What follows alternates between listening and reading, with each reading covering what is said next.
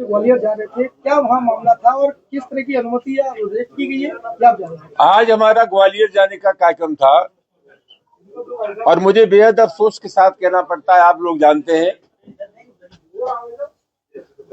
कि पिछले 2-2.5 महीने से उत्तर प्रदेश के किसी जिले में हमें नहीं जाने दिया। और आज जब ग्वालियर जाने का हमारा प्रोग्राम था तो हमारे मित्रों ने, साथियों ने प्रशासन से जब अनुमति मांगी हमारे प्रोग्राम के लिए तो वहां से अनुमति नहीं मिली। ग्वालियर जाने का हमारा मतलब सीधा सीधा ये था कि 3 बार मध्य प्रदेश उच्च न्यायालय के मुख्य न्यायाधीश ने ग्वालियर में जो खंडपीठ है हाई कोर्ट की, उसके प्रांगण में बाबा साहब डॉक्टर अम्बेडकर की मूर्ति लगाने का आदेश दिया था।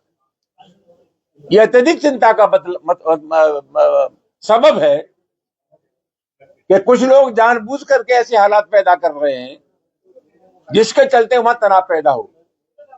3 आदेश होने के बाद भी जब डॉक्टर अम्बेडकर की प्रतिमा वहां स्थापित नहीं हो रही है, इसका सीधा मतलब है ये सरकार की लेटर व्यवस्था के चलते हो रहा है।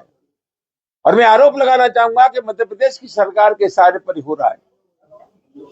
ये एक मनोवृत्ति है। ये वही लोग हैं जब हिंदुस्तान का संविधान बनना था तब इस मनोवृत्ति के लोगों का ये मानना था कि देश में जब संविधान है मनु महाराज का तो किसी नए संविधान की आवश्यकता नहीं है। ये वही लोग हैं जिन्होंने 55 साल तक राष्ट्रीय ध्वज को स्वीकार नहीं किया। तो एक मनोवृत्ति है, एक मेंटालिटी है, एक मानसिकता है जो इस अम्बेडकर की प्रतिमा को लगाए जाने का विरोध कर रहे हैं। आप सब लोग जानते हैं उच्चतम न्यायालय में, सुप्रीम कोर्ट के प्रांगण में डॉक्टर अम्बेडकर की प्रतिमा लगी है। और मजेदार बात यह है कि जयपुर हाई कोर्ट के सामने मनु महाराज की प्रतिमा लगी है जो नारी की प्रतिष्ठा और दलितों की प्रतिष्ठा के खिलाफ थे। ये अजीब मजाक है। हम वहां लोगों को समर्थन देने जा रहे थे जो डॉक्टर अम्बेडकर की प्रतिमा लगाए जाने के पक्षधर हैं। हमें उनसे कहना था कि आप अकेले नहीं हैं, हम आपको अपना समर्थन देने के लिए आए हैं और हम ये चाहते हैं कि तत्काल बाबा साहब डॉक्टर अम्बेडकर की प्रतिमा लगे ग्वालियर खंडपीठ के प्रांगण में।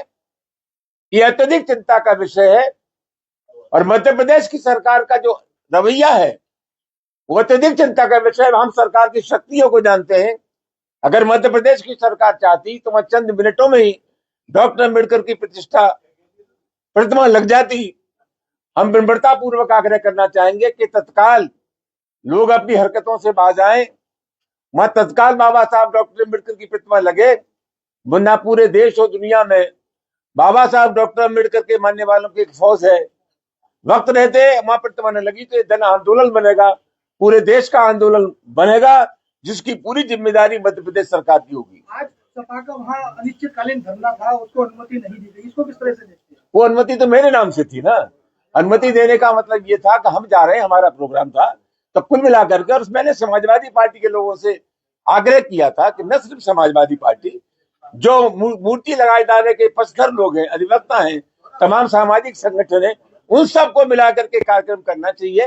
तो उन्होंने अनुमति मांगी थी, लेकिन सब लोग तरह के लोगों को मिला करके हमारा आंदोलन होना था, हमारी सभा होनी थी, जिसकी अनुमति ग्वालियर प्रशासन ने दी।